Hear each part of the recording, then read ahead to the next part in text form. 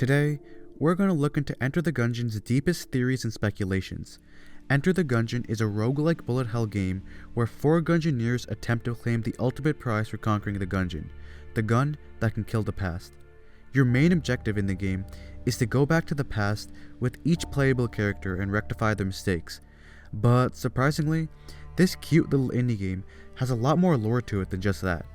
A while ago, someone created an Enter the Gungeon Iceberg, which contained a lot of interesting theories about the Gungeon, and that inspired me to create my own iceberg. The way that my iceberg is structured is that the first 2 layers explain a lot of the baseline lore of the game, and this will serve as an intro to Enter the Gungeon lore and as a refresher for anyone who hasn't played Gungeon in a long time. If you're more interested in the deeper theories about this game, or if you're confident that you know a lot of Enter the Gungeon lore already, I recommend skipping to Tier 3. There are timestamps in the description for your convenience. And finally, one last thing, there's going to be a lot of spoilers for a lot of sections of this game throughout the video, so you've been warned. But yeah, that just about covers it. Without further ado, I give you the Enter the Gungeon Iceberg.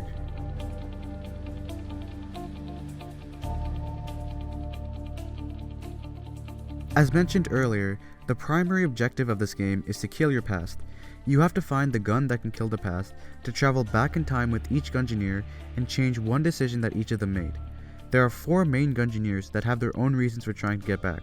The Marine was a soldier who was stationed at a laboratory named the Primerdyne Research Lab. 7 years ago, an experiment at this lab went awry, causing an interdimensional horror to appear. This either killed much of the security detail or drove them insane. And rather than fighting this horror, the Marine used the excuse that his gun was jammed and headed for the escape pods in an act of cowardice, leaving the rest of his squad mates and the scientists there to die. To fix this, the Marine has to fight and slay the interdimensional horror, thus rewarding him with the Galactic Medal of Valor for saving the laboratory from complete annihilation. The pilot and his friend, who is only referred to as Z, were salvaging a ship in an empty area of space when they were approached by a Hegemony unmanned battleship, ordering them to cease their actions immediately. Originally, the pilot fled, abandoning Z, but when he goes back to the past now, the pilot defeats the dreadnought and saves his friend.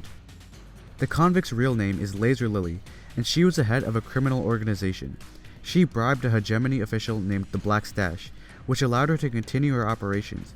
However, we learn that the Black Stash betrays her and tries to arrest her anyway on accounts of tax evasion, armed robbery, credit fraud, destruction of property, selling weapons, selling drugs, grand larceny, and conspiring to and probably committing murder. 28 stab wounds. Oh yeah, and she also resists arrest. In the past, the convict was defeated in the nightclub and taken into custody, but now, the convict defeats the Black Stash and escapes, never to be heard of or seen again. And finally, the hunter was pursuing an ancient relic that was being held by an organization named the Black Sword.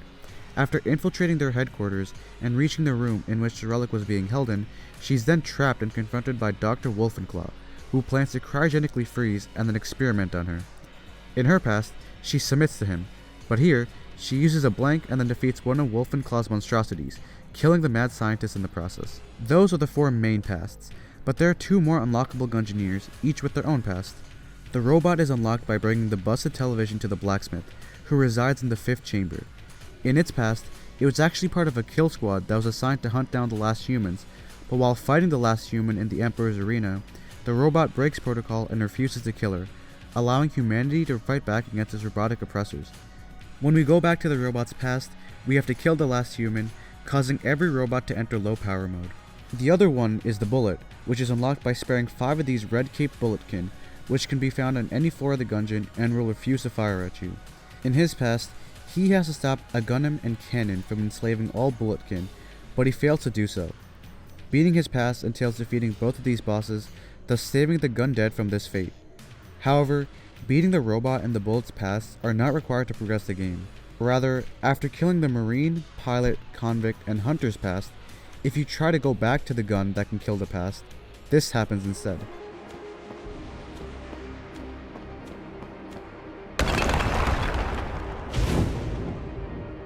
Bullet Hell is the last chamber in Enter the Gungeon, and is by far the most difficult, mostly because there are no shops, chests, or NPCs on this entire floor.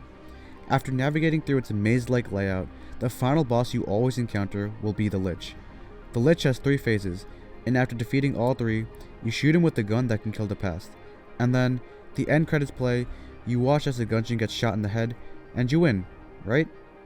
Well, not exactly. The Gungeon's most important secret is actually another unlockable Gungeoneer, called the Paradox. After killing your first pass, you may see this pile of cosmic goop during your Gungeon runs. Stepping in this pile will give you the Paradox effect, and then killing your pass while you have this effect active will unlock the Paradox. Then, you have to play through the game, reach Bullet Hell, and kill the Lich again with the Paradox to unlock the Gungeon's final playable character, the Gunslinger. If you notice, this character looks very similar to the Lich's first phase, and that's because the Gunslinger and the Lich are actually the same person. Now, the main story here is kinda debated, but there are a couple things that we know for certain. For one, we know that the Gunslinger was the Gungeon's original master, and that he came here a long time ago to experiment with guns. We also know that he eventually became the Lich, and that he was banished to Bullet Hell because of that. From here, we have to start assuming. It's implied that the Gunslinger was cursed by some entity, so when we kill the Lich as the Paradox, we give the Gunslinger a chance to correct his past. If we play through the entire game again, and then use the gun that can kill the past on the Gunslinger, we find that his past is in Bullet Hell. We're forced to fight through each room again to reach the Lich, except this time, we find that there are two Liches, the normal variant and a second Lich that seems to be corrupted or afflicted with the same effect as the Paradox. You only have to beat the first phase of each Lich to beat his past, which then triggers the end credit scene. The end credit scene shows a fortress, which is presumably what the Gungeon looked like before the Gunslinger was cursed. So that just about covers all the baseline Gungeon lore. With all that out the way, now we can start going into the deeper lore. Tier 3 is where we start to descend into the recesses of Enter the Gungeon. These next few topics are jabs at the deeper lore of this game that a majority of Gungeon players are probably aware of, but I still feel obligated to mention them. For example, most people know that after creating the bullet that can kill the past, you can talk to the blacksmith for her backstory, and you'll also get some info on the Gunslinger's backstory as well. We can assume that the powerful wizard that she mentions is the Gunslinger. We know this because the description for his starter weapon in the Ammonomicon insinuates that he's magical, and is also described as a legendary gunplay expert. The fourth line in her story is also pretty interesting. Where others walked with the staff, he strode with the strap.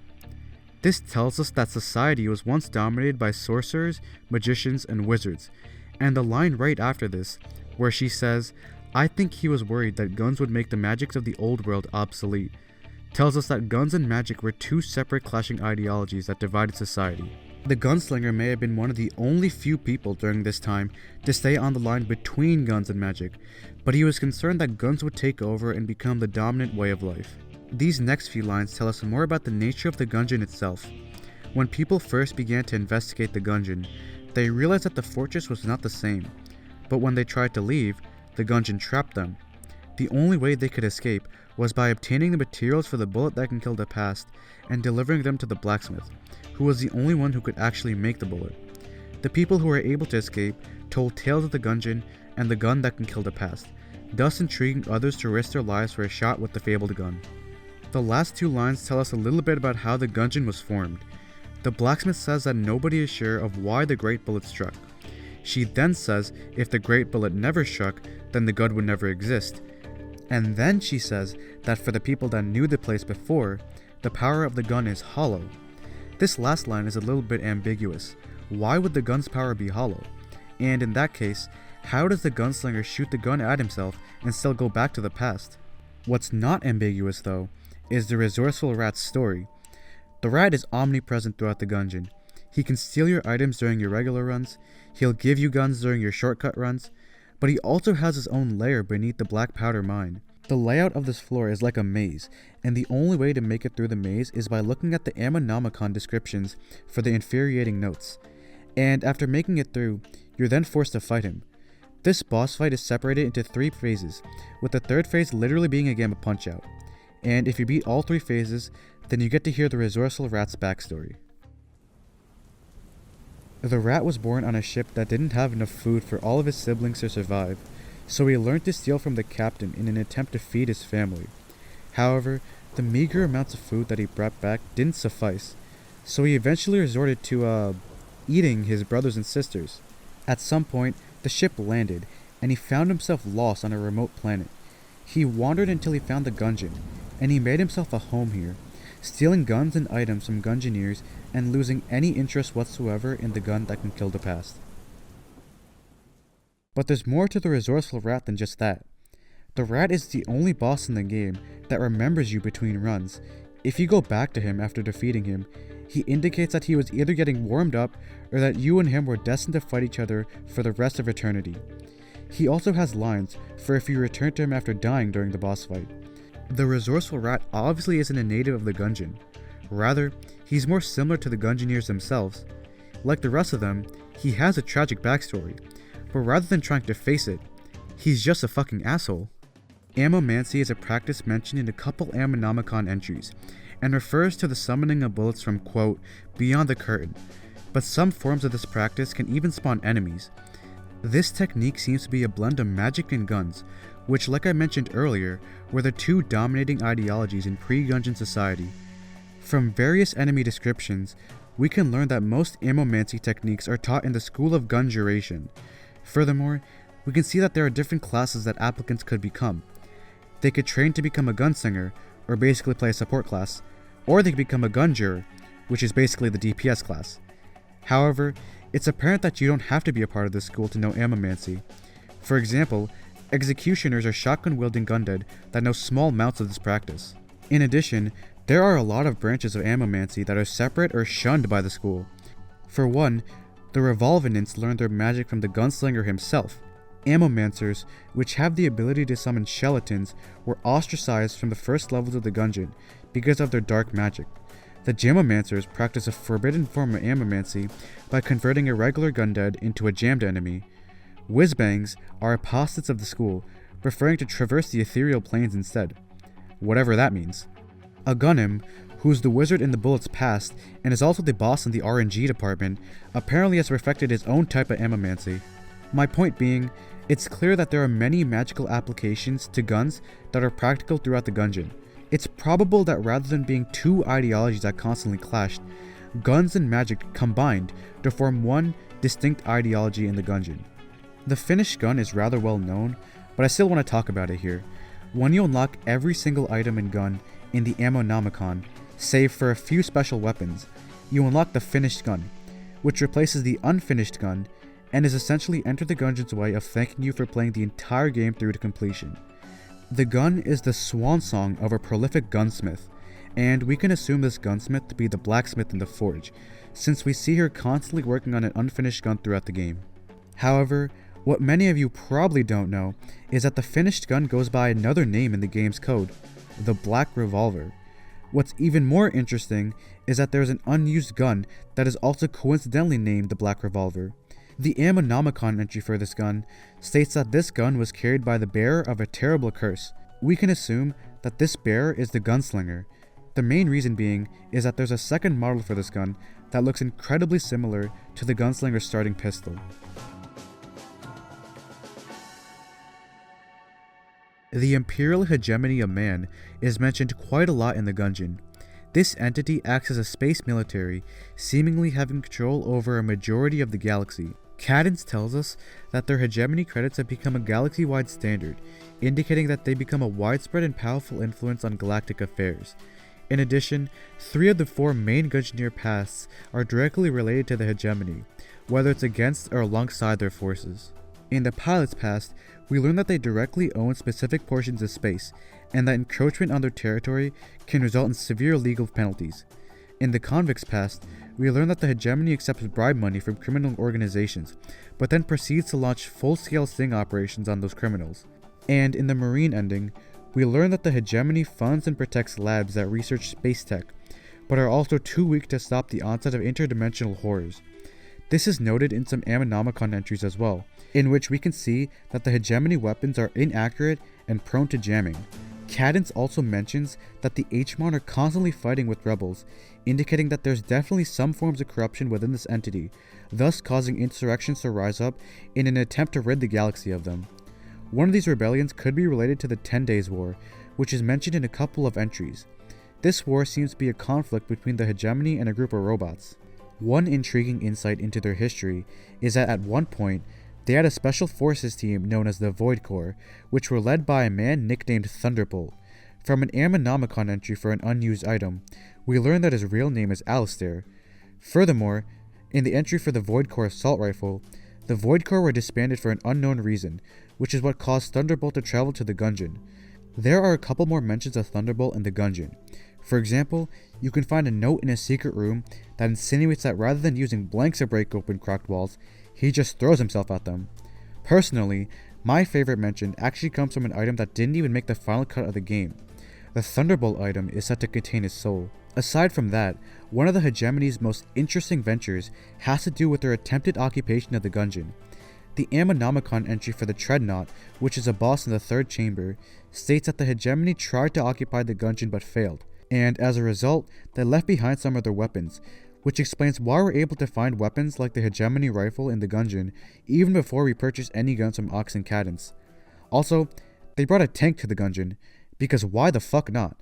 I mean, I don't know how well an M4 Sherman would hold up against a bullet-breathing dragon, but hey, what do I know, right? I'm not part of a spacefaring militaristic organization. Anyway, they left a tank behind in the Gungeon, so the Gundead repurposed it and interestingly enough, began to follow military customs and practices as a result.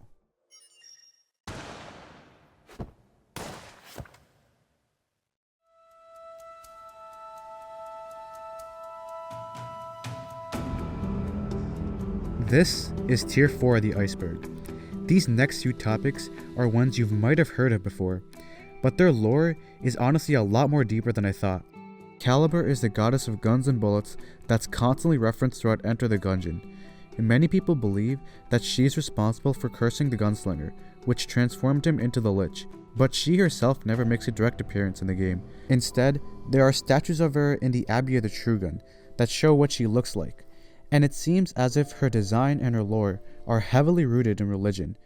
The statues of Caliber feature 6 arms that hold guns, a human skull, a sword, and a bowl of blood. There are some sources in the Gungeon that say she has 7 arms, but to be honest, an extra arm doesn't change much. Her overall description is similar to that of a Hindu goddess named Kali, which in Hinduism is the goddess of creation, destruction, fury, and motherhood. Most of the time, she's depicted as having 4 arms, which can be seen holding a head, a bowl of blood, and her signature sword, and this form is very similar to one depicted in Enter the Gungeon. There are some more connections between these two goddesses in the game. For one, Kali is a representation of carnage and fury, as there are a lot of stories of her slaying demons, dancing on the corpses, and drenching herself in their blood. She's basically Doomguy, but with more hands and a sword. Interestingly enough, when you pray at a blood shrine in the Gungeon, the caption for receiving the sacrifice buff is Caliber Ma Shakti De, which is similar to the line Kali Ma Shakti De. This is not only a reference to that one line in the one Indiana Jones movie, but is also related to the concept of Shakti in Hinduism. To simplify it, Shakti basically means strength and energy. So the line Caliber Ma Shakti De roughly translates to Mother Caliber, give me power and strength. We can also draw another connection to these two goddesses during the Kill Pillars boss fight.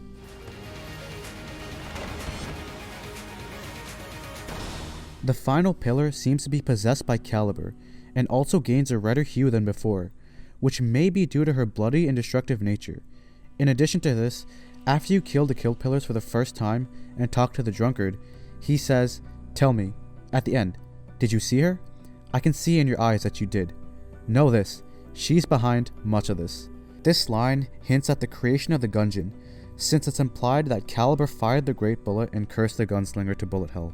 But Caliber's story isn't just based in Hindu culture.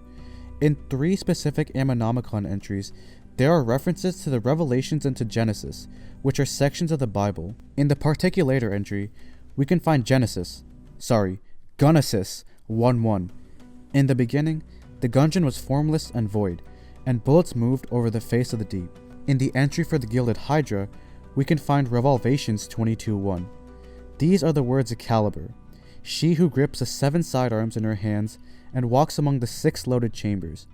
When the gun is drawn to the heart of the pacifist, and when the chambers are empty and the shells are spent, the last of the jammed will ascend to seal the breach forever. And finally, Revolvations 22:12, found in the shell gun entry, reads, "As with all things, the gun must eventually end. The final bullet will leave the chamber, and all will be reloaded." Personally, I'm not well versed in the Bible, so I don't feel too confident in trying to speak on these quotes. If someone wants to try to connect these lines to actual scripture, then you're completely welcome to. But what I find interesting is that this is not the only religion that permeates the Gungeon.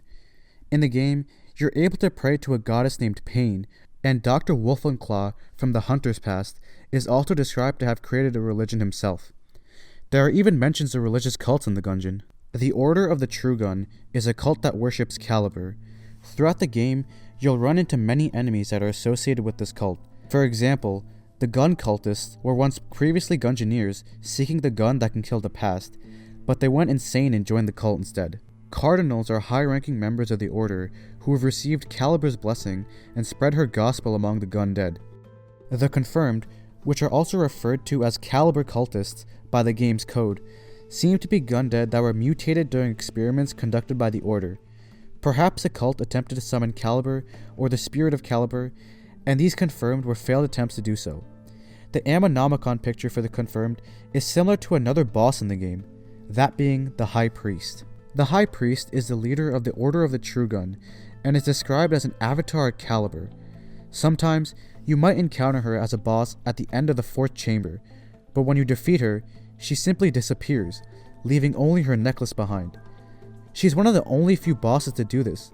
Most bosses just explode or become a corpse, and there are only a few other enemies that have similar death animations. For example, the Door Lord and the Mind Flayer also do something similar, but they both show pain before they disappear, which is different from the High Priest's sudden disappearance.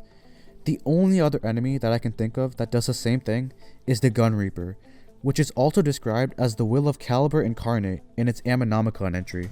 One possible explanation I thought of for this relates back to religion. In Hinduism, Kali isn't always a blood-hungry, demon-slaying deity. She's extremely generous and often gives blessings to her followers.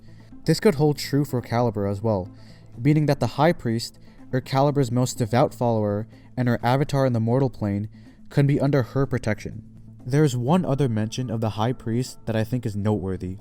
In the Ammonomicon entry for the Gunslinger's Ashes, we learn that she's the only one who can, quote, preserve a body with gun intact, and this could explain why the High Priest was chosen to be head of the cult. The Yellow Chamber is an item that you unlock after killing 10 Confirmed, or after teleporting to this creepy-ass eyeball room using the teleporter prototype. When picked up, it grants a variety of bonuses, one of them being that there's a high chance that any given enemy will be charmed when you enter a room. When you clear that room, that charmed enemy will be snatched up by some Lovecraftian tentacles. This is definitely connected to something I'll talk about deeper in the Iceberg, but in addition, the Yellow Chamber behaves weirdly outside of combat. There's a small chance that when you pull up your map, the chamber is replaced with a large eyeball. Not only is this connected to the eyeball room, but it also could be connected to the mirror chest as well. Rarely, you can come across a mirror room with a chest and its reflection, and when you open the chest, a large eyeball appears in the mirror that curses you. This item also forms some interesting synergies with other items you find throughout the Gungeon. When you have both the Yellow Chamber and the Abyssal Tentacle, their synergy is called Caliber's Grip, where the Abyssal Tentacle turns grey. This might indicate that Caliber may have another Lovecraftian avatar. The Yellow Chamber also synergizes with Dragonfire, forming the Caliber synergy. This also turns Dragonfire grey. Overall, the Yellow Chamber seems to be a reference to The King in Yellow, which is a series of short stories written by Robert Chambers and serves as inspiration for parts of Lovecraft's Cthulhu mythos. One aspect of the Gungeon that's captivating to me is the Gungeoneers that ran through the Gungeon in the past. I've already mentioned Thunderbolt, who was the captain of the Hegemony's Void Corps before his Gungeoneering career, but there are more mentions in the Ammonomicon of a lot more different people. There was a wizard named Albin Smallbore who created a variety of magical weapons in the Gungeon by, quote, enhancing mundane objects to make them more gun-like. His experiments extended to pillows, boots, and even his own hand at one point. He also created an unused active item called the Scroll of Wonder that presumably had destructive and unpredictable consequences if used. There was once a hunter named Emmett Calx who apparently crafted a number of animal-related guns. For example, he transformed a compressed air tank into a shark-firing gun and he also created a bait launcher that somehow summons a tiger into the Gungeon. From another unused item, called the Monster Ball, we learn that Calx tried to ensnare the Beholster once. And from the Rattler, it's implied that Emmett Calx died trying to combine a shotgun and a venomous snake. Two-Shot Arius seemed to be an avid runner of the Gungeon, who claimed that getting drunk before a gunfight would double her effectiveness in combat. She wielded the Phoenix in her final run through the Gungeon. Nugan was a necromantic gunsmith that was exiled from his homeland, presumably because of his dabblings in the dark arts. He turned to the Gungeon to continue his work, creating weapons such as this AK-47 assembled from some random guy's spine, and this pistol forged from a dying skeleton. His bones are apparently in the hollow, and it is said that all curse originated from his decayed corpse. Hespera hailed from the planet Venus. Her preferred weapons were the shotgun full of love and the charmed bow, but we don't know much else about her life. We do know that after she died, her shotgun became corrupted by hate, changing it from the shotgun full of love to the shotgun full of hate. Cormorant heard the legend of the Gungeon and was curious enough to come here. It's insinuated that he was skilled enough to reach the forge, but ultimately failed to beat the High Dragon. He also had his helmet stolen by the resourceful rat. If you somehow manage to find his gauntlet, greaves, chest piece, and helmet in one run, you can actually transform into him. This increases your curse by 3, but removes the reload time of all your guns. Woban the Cartographer was a prominent figure in the Gungeon who attempted to map out the Gungeon. But while drawing a map of the forge, the walls began to shift, prompting him to leave suddenly. He returned many years later, and it's implied that he spent his final years creating the Gungeon blueprint, which reveals the layout of every single floor in the Gungeon. And finally, an unnamed Gungeoneer also apparently had a child in the Gungeon, which is indicated in the entry for the third-party controller. That child received the controller as a gift after making it to the Black Powder Mines, but lost it by dropping it into a pit. We can assume that this child is actually the cultist, since this child also seemed to have dropped the light gun in a pit, forcing them to amuse themselves with the dark gun instead. The Blobulan War was an attempted takeover of the galaxy by these creatures. Yes, I'm not joking, there is actual lore for these fucking red slimes. For a super detailed, in-depth dive into all the lore surrounding the Blobulans, I highly recommend watching Nevername's video on it, but here I'll go over all of the major points. At one point during their existence, the Blobulonian Empire spanned over 1,000 worlds. They developed a rather advanced society. Rather than just being a military, the blobs formed relationships and had feelings. We know this through a series of notes that we can find in secret rooms throughout the Gungeon. However, they were very well prepared for all forms of combat. Soldiers were subdivided into ranks and groups based on their abilities and size. For example, the largest Blobulan we encounter in the Gungeon is the Blobulord, which has apparently consumed 4 stars worth of mass during its galactic conquests. There are soldiers assigned to regular infantry, heavy infantry, and berserker divisions, as noted in the Ammonomicon. Also, some soldiers in the army were biologically modified. The Cubulons are not actually cubical in nature, but are instead turned into cubes so they could be easily packed into transport ships. The Poisbulons are described as a terrifying advancement in Blobulonian warfare, and they also reference the Geneva Convention. This, of course, is referencing the Geneva Convention, which was signed after World War I and outright outlawed chemical warfare, as well as a bunch of other evil, immoral shit. But since the Blobulonian Empire never agreed to the terms of this convention, they continued to develop highly poisonous weaponry. They didn't seem to show much regard for their subjects either, as indicated in the Poisbuloid entry. However, in spite of their monumental power, they were eventually stopped by a cold patch of space. This is a reference to another historical event. When the Germans attempted to invade Russia during World War II, they were eventually halted by the harsh Soviet winter, which completely foiled Hitler's plans to blitzkrieg through Russia.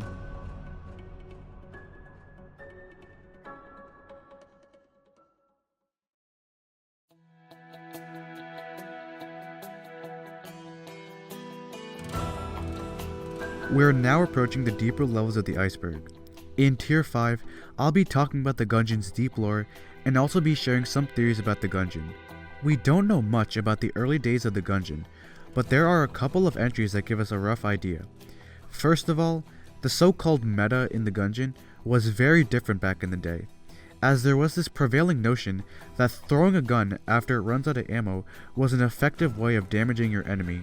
After upgrading the ruby bracelet via the blacksmith, we learn that Gungeoneers threw their weapons due to the perceived lack of guns in the Gungeon.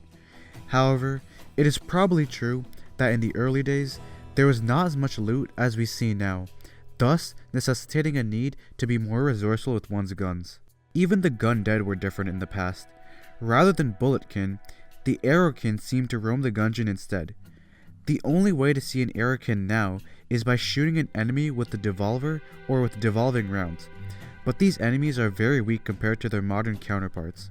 There's also evidence that there were dinosaurs before the Gungeon, and that they also carried guns, which is just absolutely terrifying. There's no mention of how they went extinct, but I think it would be really fitting if they went extinct when the Great Bullet fell.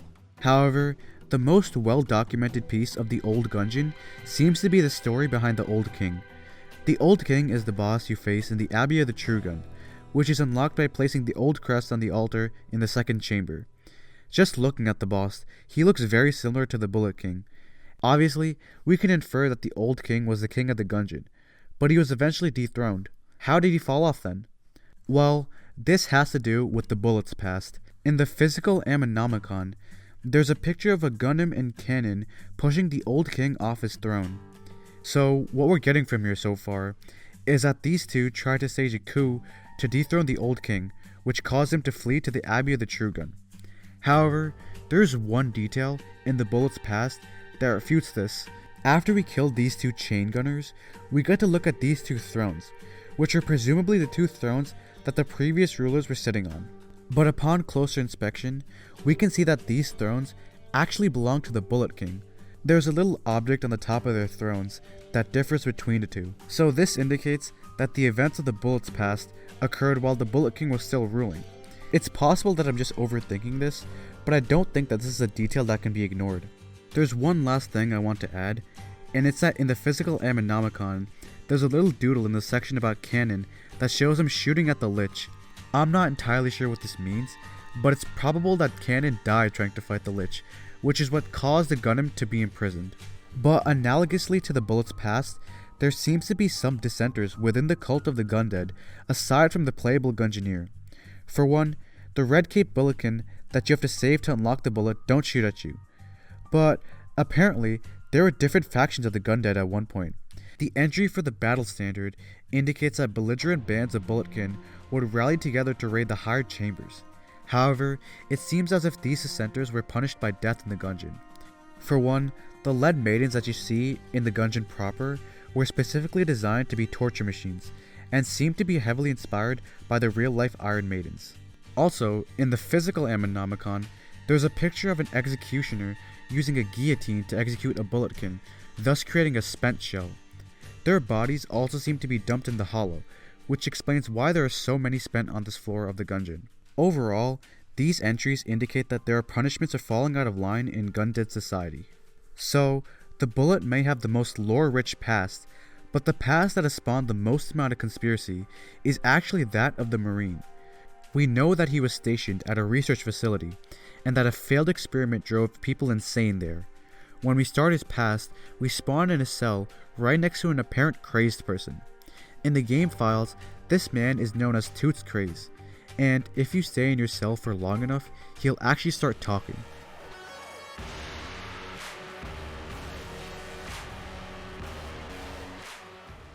His dialogue is very incoherent, and to be honest, I'm not sure about anything he's really talking about.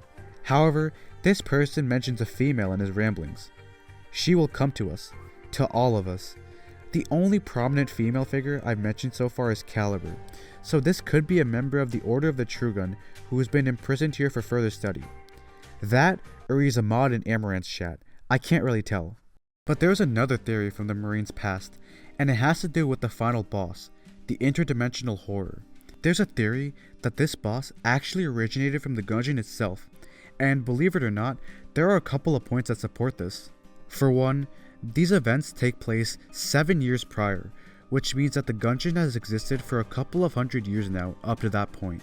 A stronger piece of evidence is that during the boss fight, the interdimensional horror may sometimes spawn these imp minions, and interestingly enough, you can find paintings of these minions in the Abbey of the True Gun. This is a more indicative and indirect link between the two, but in my opinion, The strongest piece of evidence by far is actually a synergy between two guns. When you have both the Huntsman's shotgun and the trick gun in your inventory, they form the Insight synergy, which reveals the location of secret rooms, and the visible cue that tells you where these secret rooms are is none other than the interdimensional horror. But then, this brings up the question of, why is this thing even here in the first place? Well, this is probably a stretch, but another little tidbit that I found interesting during the interdimensional horror boss fight is that sometimes it'll use this attack. This is similar to that of another enemy in the Gungeon, the Confirmed. Since we've already speculated that the Confirmed were experimented on by the Order of the True Gun, could it be a stretch to say that the interdimensional horror is linked to their actions as well? It probably is, but it's still interesting to think about.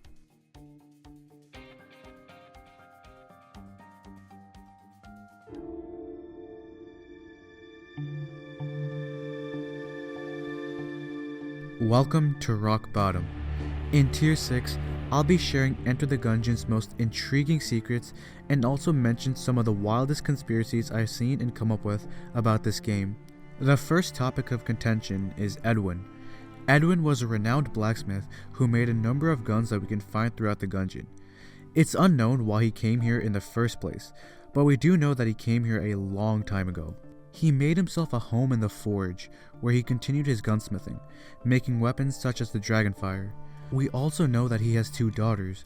One of them is the blacksmith in the forge, and the other one is Cadence, who resides in the Breach.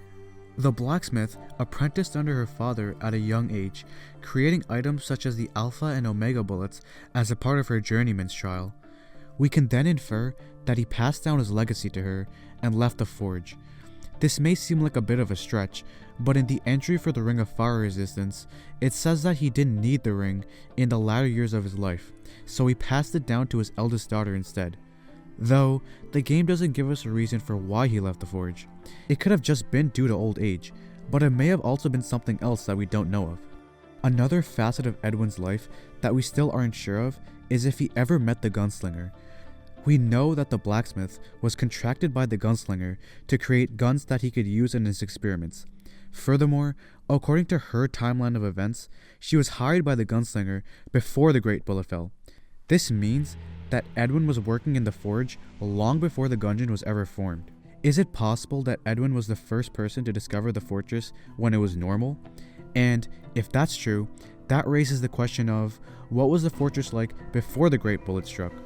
Obviously, the Gundead weren't around back then, but it's hinted in the Dragonfire entry that the High Dragon was always at the heart of the forge.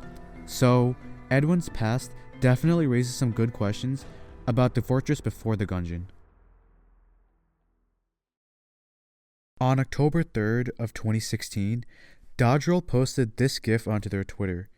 And no, that is not a penis. Rather, if we look closely at this pulsating, veiny, phallic object, there are a couple features here of note. First of all, you may notice that the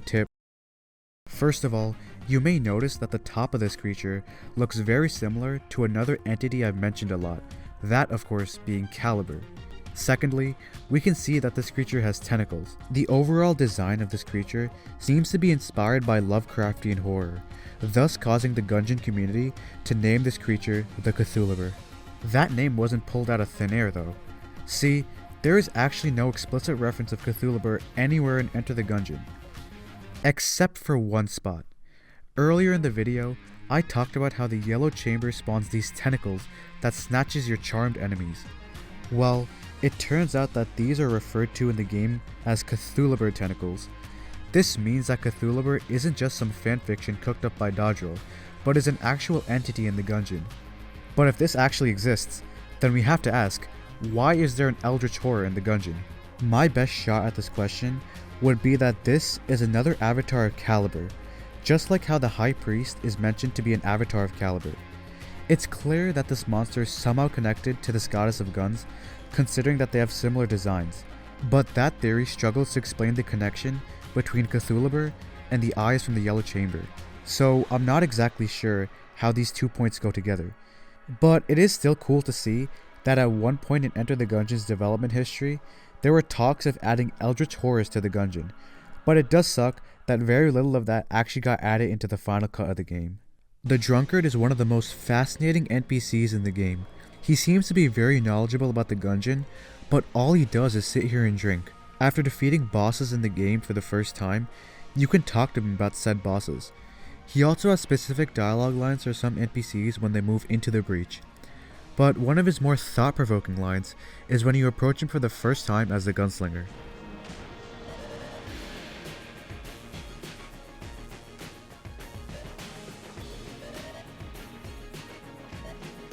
This singular line tells us a lot about the Drunkard.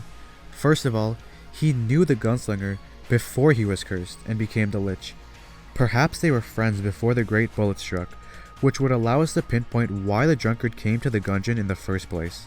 When we first talk to him, he says that he came here to change the past, but has since given up on that ambition, now believing that he has no future. We don't know when he first arrived here, but since we know that he knew the gunslinger, it's likely that he came here relatively early in the Gungeon's timeline. It's also possible that he was the Gungeon's first true Gungeoneer, seeking to go back to the past and stop the gunslinger from ever traveling to the fortress, though that is a pretty big theory that doesn't have a whole lot of support behind it.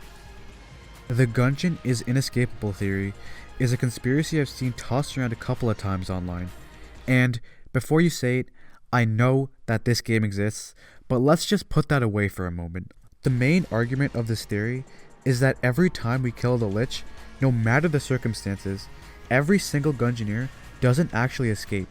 Instead, they are still in the breach and are still playable characters. This even applies to when we kill the Gunslinger's past, which is supposed to revert the Gungeon back to its original form. A lot of people put this theory away, saying that the game doesn't remove these characters after they get shot out of the Gungeon because it would sacrifice Enter the Gungeon's core gameplay loop. I just want to add a couple of points to both sides of the theory. So, we know that the Gungeon is in a time loop, which is the reason why our Gungeoneers wake up in the breach when they die, but it's also a well-documented fact proven in a lot of Ammonomicon entries and mentioned by a lot of NPCs. However, there is a line that the Drunkard says after you defeat the Advanced Dragon for the first time. How many times now have you changed your past and found yourself missing this place?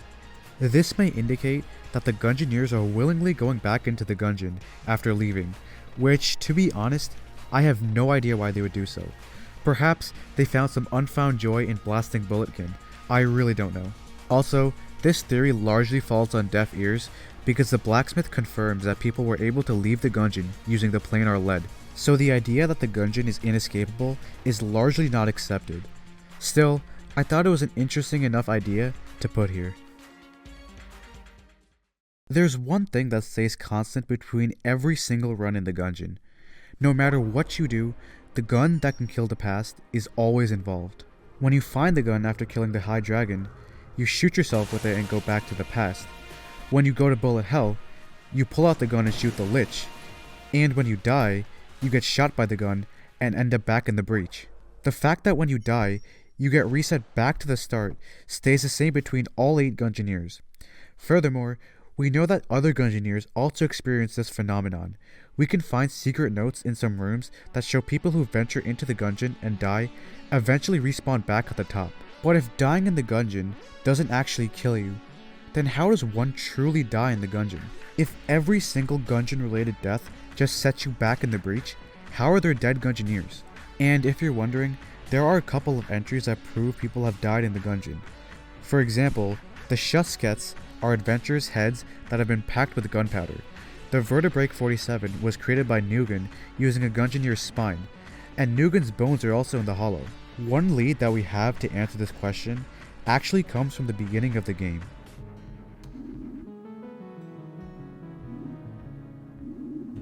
Sir Manuel is a ghost you meet at the beginning, acting as a tutorial for new players. In his tutorial chamber, there's a secret room containing a shield and helmet. If you pick up these items and then beat Sir Manuel, he'll give you a mini quest to go and kill the Gungeoneer named Blockner. So you embark on this quest to reach the Black Powder Mine, find Blockner, and then kill him. But when you go and kill Blockner, he reappears in the breach as a ghost. But wait, Why didn't he just get shot back in time like we do after we die?